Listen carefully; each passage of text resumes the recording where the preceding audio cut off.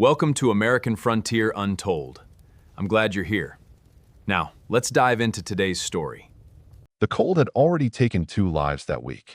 Wells froze solid before sunrise. Livestock died standing in their stalls. Every family in the hollow burned would like the world was ending, because for some of them, it was. At the northern edge of the valley, something different was happening.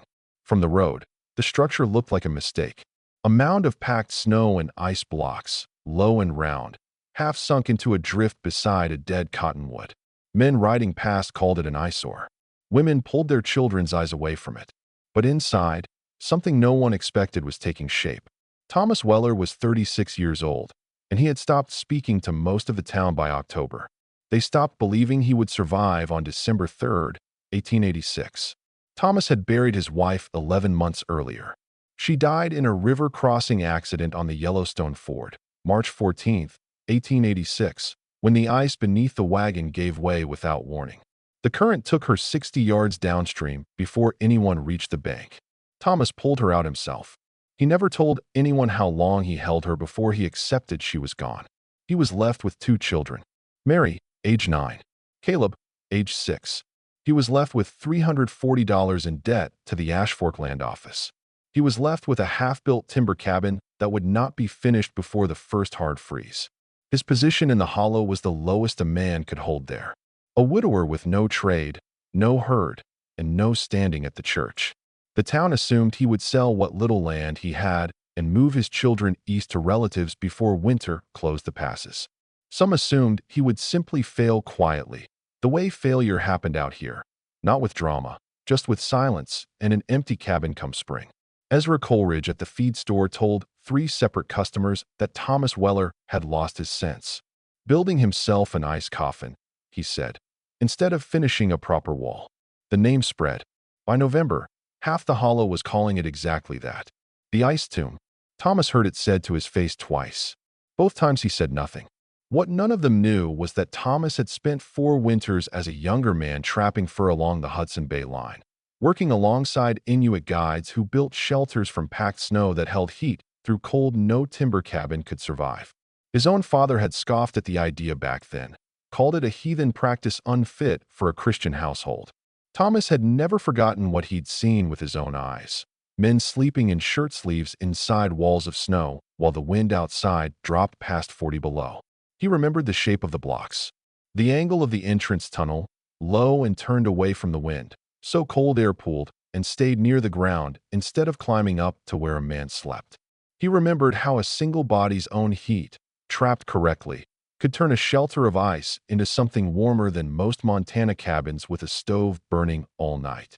His hands still remembered the cutting technique. His mind still held the geometry. He said nothing about any of it to the town. He simply began cutting blocks from the hard-packed drift behind his half-finished cabin, one at a time, stacking them in a slow-rising spiral, while Ash Fork Hollow watched from a distance and laughed behind gloved hands. The mockery came to a head on December 8, 1886, outside McCreary's General Store, where half the hollow had gathered for supplies before the roads closed for the season.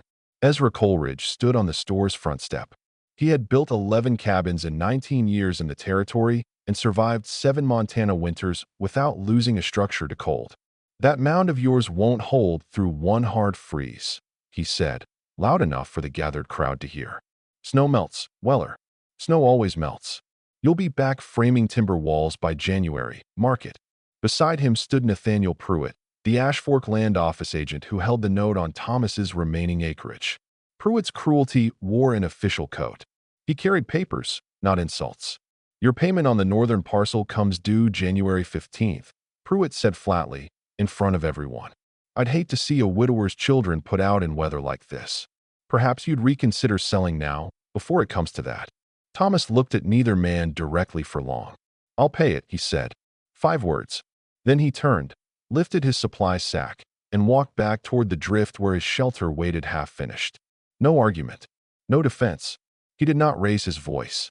He did not explain the physics of packed snow or the memory of Hudson Bay winters. He simply went back to work, block by block, while the laughter faded behind him into the cold. The structure rose over the following 3 weeks. Thomas built at 14 feet across at the base and 7 feet at its tallest interior point, low enough that a grown man had to stoop near the walls but could stand upright at center. He cut the blocks from wind-packed snow behind the ridge, where months of drift had compressed into something dense as sandstone. Each block measured roughly 2 feet by 1 foot, cut with a long saw-toothed knife he'd carried since his trapping years. He built the entrance as a tunnel, for feet long, angled downward before it rose again into the main chamber. Cold air, heavier than warm air, would pool in the tunnel's low point and never climb into the space where he and the children slept. He left no windows. He built the walls in a rising spiral, each block leaning slightly inward, so the structure closed itself into a dome without any center support. A single smoke hole, no wider than a man's fist, sat near the roof's peak, offset from directly overhead so wind wouldn't pull the fire's heat straight out. By the end of the first week, Thomas's hands had split and bled at the knuckles from the ice and cold air. He wrapped them in cloth at night and returned to the wall each morning. By the second week, his shoulders ached in a way that no longer eased with rest. A falling block crushed his left thumbnail black during the 9th day of work. He wrapped it and kept cutting. His coat hung looser on him by early December. He had stopped counting the aches by then. Mary helped in small ways. She packed loose snow into the gaps between blocks with her mittened hands, sealing seams her father pointed to without a word. Caleb carried water in a small tin pail from the frozen creek, breaking the surface ice each morning with a rock before hauling it back. One neighbor, Sarah Higbee, passed the ridge on her way to check her own family's woodpile in the last week of November. She stopped her sled and studied the rising dome for a long moment. "Is that a root cellar?" she asked. "No," Thomas said. She waited for more. None came. She clicked the reins and rode on, understanding nothing more than she had before. By the first week of December, the dome stood complete. Snow had already begun to seal its outer seams into a single solid shell, indistinguishable from a drift to anyone who didn't know what lay beneath. On the night of December 11th, with the temperature dropping to 4 degrees above zero, Thomas lit a small fire near the entrance tunnel and let it burn for 2 hours before letting it die down to embers. He and the children slept inside for the first time. Sarah Higbee passed by again the following morning, curious despite herself, and paused at the mouth of the tunnel. She could see her breath outside. Inside, when Thomas lifted the hide flap to check the fire, she saw none. She stepped close enough to press her bare hand against the inner wall. It was cool, not cold. Nothing like the ice she expected. "That's strange," she said, more to herself than to him. She was surprised, but not convinced. A single mild night proved little against a Montana winter. Winter had barely started. The real test was still coming. Thomas said nothing extra. He nodded once, thanked her for stopping, and went back to melting water for the morning. "Before we continue, I want to ask you something. Where are you watching this from? Drop it in the comments below." I read every single one. The real test arrived on the night of December 19th. The first sign came a day earlier, subtle enough that most of the hollow missed it. A strange stillness in the air, the kind old trappers knew meant a system was building somewhere beyond the ridgeline. By nightfall on the 19th, the temperature began falling nearly 3 degrees an hour. Wind rose out of the northwest and did not stop rising, tearing loose snow off every rooftop and driving it sideways in sheets thick enough to blind a man 10 feet from his own door. By midnight, gusts were tearing at shutters across the hollow hard enough to pull nails loose. Ezra Coleridge's cabin, built of solid timber and considered the finest structure in Ash Fork Hollow, held steady at 31 degrees inside despite a stove burning continuously. He fed the fire 18 logs that single night alone, more than he'd used in any previous week. Inside Thomas Weller's dome of packed snow, the temperature held at 63 degrees. He burned 4 logs total, in a fire he let die down twice. Across the hollow, families were rationing fuel. The Pruitt household, despite the land agent's comfortable position, had burned through half their winter woodpile by the 3rd week of December and sent a hired hand out into the storm itself searching for more. Nathaniel Pruitt would later admit the search nearly cost the man his life. While neighbors huddled close to failing stoves and watched frost creep across their window panes, Thomas sat with his children near a small, calm fire. its embers glowing steady against packed snow walls that showed no sign of the storm raging 20 feet outside. The wind found every weakness in every wall across Ashfork Hollow that night. It found none in Thomas Weller's. By 2 a.m., the outside temperature had dropped to 34 degrees below zero. Snow drove sideways with such force it stripped bark from the exposed side of the dead cottonwood beside Thomas's shelter. The storm did not ask permission. It simply came, and it did not plan on leaving before morning. On the second night of the storm, December 20th, Caleb began coughing near midnight, a dry, rattling sound that pulled Thomas from a shallow sleep. The boy's forehead ran hot despite the cold raging outside. Thomas pressed his palm to his son's cheek and felt the fever building beneath it. There was no doctor to reach in a storm dropping 34 degrees below zero. There was no road passable, no rider who could make it through drifts already 6 feet deep in places. Thomas was alone with it. He made one decision. He let the fire die completely, down to nothing, to test whether the packed snow alone could hold enough warmth to keep Caleb from worsening in the cold, without smoke thickening the air around his sick child's lungs. He watched the small thermometer nailed to the entrance post by lantern light. 1 hour, 58 degrees. 2 hours, 54 degrees. 3 hours, 51 degrees. Then it stopped falling. Mary sat close against her brother, pressing a damp cloth to his forehead, watching her father with wide, frightened eyes. "Papa, is he going to be all right?" she asked. "The walls will hold," Thomas said. "So will he." "How do you know?" "Because the earth doesn't lie to those who listen to it." By dawn, Caleb's fever had broken. He slept quietly, breathing easy, wrapped in the same hides that had kept him warm through the worst of the storm. Thomas relit the fire, small and steady, and said nothing more about the night that had passed. There was no celebration, just quiet relief, and the sound of Mary finally sleeping too. The storm broke on the morning of December 22nd. Ezra Coleridge, having heard nothing from the Weller homestead in 3 days and expecting the worst, rode out through waist-deep drifts to check on what he assumed would be a grim discovery. He expected to find the dome collapsed, or worse, silent. The ride took him nearly an hour through snow that swallowed his horse to the chest in places. His hands had gone numb inside his gloves by the time the mound came into view against the pale morning sky. What stopped him was Thomas, standing outside the entrance in his shirt sleeves, hanging wet laundry on a line strung between 2 posts, steam rising faintly off the fabric in the cold morning air. Coleridge dismounted slowly and said nothing at first. He walked to the entrance and ducked inside, following Thomas into the dome's low tunnel and up into the warm chamber beyond. He pressed his palm flat against the packed snow wall and held it there.